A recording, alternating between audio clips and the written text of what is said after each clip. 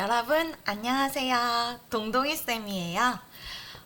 오늘은 교과서의 연극을 이해하고 감상하기, 연극의 이해에 대해서 한번 배워보도록 하겠습니다.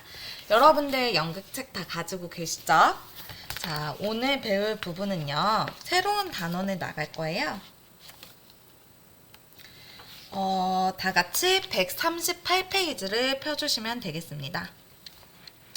네, 거기 보면 연극의 이해 중에서 오늘은 연극의 특성에 대해서 배우려고 합니다. 한번 가볼게요. 네, 연극의 이해는 총 3가지로 나뉘어져 있는데 오늘은 연극의 특성에 대해서 배워보도록 하겠습니다. 연극의 특성에는 그리고 가치에는 이렇게 여러 가지 관점이 있어요. 심미적으로 함양시킬 수 있고 표현력을 증대시킬 수 있고 타인을 이해할 수 있는 그런 특성과 가치가 있죠. 그래서 연극 예술의 특성을 이해하고 감상할 수 있다. 자신의 지적, 정서적 반응을 말과 글로 표현할 수 있다. 다른 사람의 관점을 긍정적으로 수용할 수 있다. 요 3가지 학습 목표를 가지고 저희가 오늘 한번 배워보도록 할게요. 네, 한번 볼게요. 여기에는 책에는 지금 웰컴 투 동막골이라고 되어 있는데요. 제가 이렇게 한번 가지고 와봤어요. 지금 대배우라는 그 영화가 혹시 아시나요? 영화 혹시 보신 적 있으신가요? 거기에 보면 20년째 대학로에서 연극을 하던 장성필, 여기 이제 극중의 그 이름이 장성필입니다. 장성필이 새로운 꿈을 쫓아서 영화계에 도전하며 겪는 이야기를 담은 코미디를 그린 영화예요. 그래서 여기 영화에서는 이 장성필 역할을 맡으신 오달수 분이 주인공으로 나오시는데요. 20년간 무대에 오르는 연극 배우로 나옵니다. 그래서 가난하지만 희망을 품은 연극 배우의 삶을 보여주고자 이 영화를 만들었다고 해요. 이것은 이 오달수의 자전적인 이야기이기도 하다고 합니다. 그래서 이 오달수 배우님이 이렇게 얘기하셨어요. 연극 배우의 삶이란 물론 가난하죠. 하지만 세상에서 보는 것처럼 남루하거나 동정을 살 만한 직업은 아니에요. 정말로 하고 싶은 일을 하고 있는 사람들이기에 사실은 행복하죠. 그걸 그려내는 게 목표였다고 합니다. 그래서 연극의 특성, 또 배우의 특성은 무엇이 있을까? 우리는 연극을 통해서 어떤 것들을 이야기할 수 있을까 한번 생각해 보면 좋을 것 같아요. 교과서에 있는 거는 웰컴 투 동막골을 이렇게 2가지로 나누어서 얘기를 하고 있네요. 교과서 없는 분이 있을 것 같아서. 네, 이렇게 2가지로 나뉘어져서 연극과 영화 이렇게 나뉘어져서 공연을 올렸는데요. 각각 다른 매력이 있죠. 연극과 영화의 매력이 정말 다른데요. 네, 우리는 이번 시간에 연극의 특성에 대해서 조금 더 깊이 알아보도록 하겠습니다. 연극의 특성 중에 가장 첫 번째는요, 이중성입니다. 상반되는 두 요소가 공존하는 거예요. 그게 무슨 말이냐? 우리는 극장에서 올려지는 이 상황이 진짜라고 믿어야 아니면 가짜라고 알아요? 가짜인 걸 알죠. 그래서 이 상황이 꾸며진 어떤 그 작품 속의 내용이 허구라는 사실은 알지만 이것을 실제 일어나는 것처럼 받아들이는 이런 이중성이 있어요. 그게 바로 상반되는 두 요소가 공존하는 특성이라고 할 수 있겠죠. 허구와 현실이 공존하는 세상, 그게 바로 연극이죠. 그리고 또 등장인물이자 배우들과 관객이자 일상을 사는 사람이 동시에 존재하는 그것이 바로 연극의 매력이죠. 다음으로 종합성이라는 특징을 또 가지고 있어요. 연극 속에는요, 딱 배우만 나오는 게 아니고요. 무대라든지 조명이라든지 음향이라든지 여러 가지 요소가 합해져서 만들어지는 예술이다 보니까 문학적인 부분, 미술적인 부분, 의상, 조명, 음악 여러 가지 예술이 모여서 이루어지는 종합 예술이기도 합니다. 또 이거는 영화와 굉장히 다른 또 그 매력인데요. 현장성과 일회성. 그래서 연극은 오늘 공연하면 끝이죠. 그래서 오늘 공연한 그 공연 그대로를 똑같이 다음날 재현할 수가 없죠. 왜? 사람이니까. 그래서 배우와 관객이 지금 여기라는 그 순간, 그리고 공간에 함께 존재하는 것. 그게 바로 현장성이라고 할 수 있겠죠. 그래서 내가 같은 역할을 같은 작품을 연기한다 하더라도 매일매일 매 순간순간이 다르죠. 또 만나는 관객도 다르고요. 그러다 보니까 현장성이고 이례적으로 일어나는 예술이라고 볼 수 있겠습니다. 그래서 연극의 요소 4가지를 들 수 있는데요. 혹시 알고 계신가요? 연극의 요소, 기본적인 요소? 3학년이면 이미 알아야 될 텐데. 네, 4가지. 한번 얘기해 보세요. 가장 첫 번째는 여기 나와 있죠. 배우입니다, 배우. 가장 중요하죠. 배우가 없으면 연극이 성사되기가 어렵죠. 그래서 희곡의 등장인물을 대신 연기해주는 배우가 첫 번째 요소이고요. 그 다음이 관객이에요. 관객 없이 연극이 성사될 수가 없죠. 그래서 관객은 연극을 보고 들으면서 수용하는 존재. 그리고 지금 이 공간에서 배우와 직접 만나는 존재라고 볼 수 있겠죠. 또 3번째는 무대예요, 무대. 그래서 무대는 꼭 무대가 막 엄청난 화려해야 되는 그런 게 아니라 배우가 서 있고 관객이 보는 그곳이 바로 무대라고 할 수 있겠죠. 그래서 무대는 배우들이 공연하는 배경이나 환경이 되며 객석은 무대 위에서 이루어지는 공연을 잘 볼 수 있도록 배치를 하면 그게 바로 객석이 되는 거예요.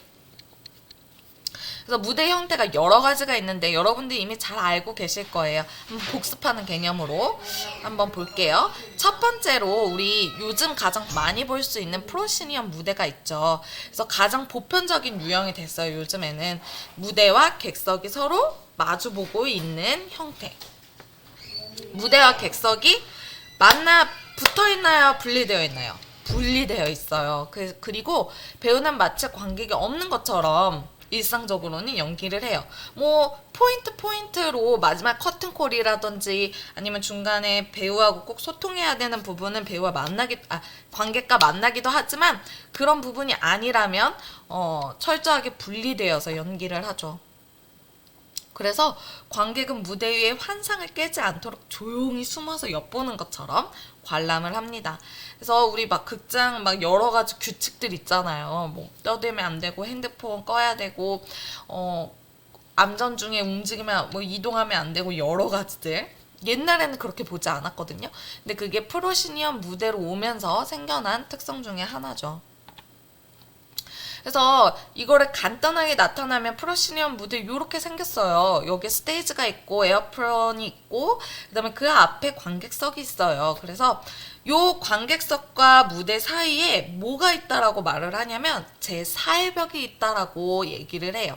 제4의 벽은 관객이 보이지 않는 벽을 통해서 무대 위의 행동을 몰래 훔쳐보도록 관습화되어 있는 거를 말해요. 그러니까 3면이 벽이 있잖아요, 무대에. 그리고 관객과의 사이에도 보이지는 않지만 벽이 있다. 이렇게 이야기를 하고 있고요. 무대와 객석 사이를 분리하는 프로시니엄 아치 또는 틀도 있어요. 그래서 그렇게 이루어지는 무대를 프로시니엄 무대라고 하고요. 다음으로는 돌출 무대예요. 약간 패션쇼 같은 무대들이 보통 이렇게 생겼는데 무대의 3면이 객석 방향으로 돌출되어 있다고 해서 돌출 무대, 3면 무대라고 합니다. 앞치마 모양처럼 이렇게 감싸고 있다고 해서 에이프런 무대라고도 합니다. 프로시니엄 무대보다 어때요? 관객과 가깝죠. 그래서 친밀감도 더 커요. 그래서 무대 공간을 그대로 노출을 하게 되고 관객이 프로시니엄보다는 극장이구나, 여기 우리가 극장에 와 있구나 라는 거를 인식하게 되죠. 그래서 간단하게 보면 이렇게 나와 있어요. 여기 보면 스테이지가 가운데 있고 아까는 앞쪽에만 관객이 있었는데 그게 아니라 옆면에도 관객이 있습니다. 그래서 대표적으로는 셰익스피어 극장으로 알려진 글로브 극장, 이렇게 예시를 들어서 볼 수 있어요. 그때 셰익스피어 시대 때는 거의 이렇게 돌출 무대였거든요. 특히 그때 이제 활용되던 그 관객석이 종류가 세 가지가 있는데요. 피트석이라고 해가지고 1층 바닥에 이렇게 돌출 무대가 있으면 그 앞쪽에 3면으로 이렇게 둘러서 구경하던 객석들. 그러니까 지금으로 보면은 콘서트장의 스탠드석이라고 하면 좀 감이 올까요? 네, 그렇게 구경하던 객석들을 피트석이라고 해요. 서서 보기도 하고 앉아서 보기도 하고 그랬던 좌석이고요. 그리고 박스석이 있어요. 2층에 칸막이로 다 개별 공간으로 나뉘어져 있습니다. 그러다 보니까 귀족들이 그곳을 많이 활용을 했어요. 비싸겠죠? 박스석이 비싸요. 잘 들리진 않는데 왜 비싸냐? 거기가 은밀한 공간으로 그때 당시 활용이 됐기 때문이죠. 그래서 그 안에서 뭐 귀족끼리 커플끼리 뭐 먹기도 하고 뭐 이렇게 서로 애정 행각하기도 하고 그랬다고 해요. 그래서 그런 은밀한 장소로 사용이 되면서 박스석이 비쌌다고 합니다. 그렇지만 잘 들리지 않는다는 단점이 있어요. 그러니까 뭐 공연을 꼭 보려는 목적보다 다른 목적이 더 있었나 보죠. 가장 값이 싼 객석으로 3층 갤러리석이 있습니다. 거기는 칸막이는 없고요. 위에서 그냥 아래로 내려다보는 객석이라고 보면 되겠습니다. 그래서 1층, 2층, 3층 이렇게 쭉 있었어요. 돌출 무대에는. 자, 다음으로 가장 처음에 만들어졌던 원형 무대를 말씀드릴게요. 원형 무대는 관객이 배우의 연기 공간을 에워싸고 있는 구조입니다.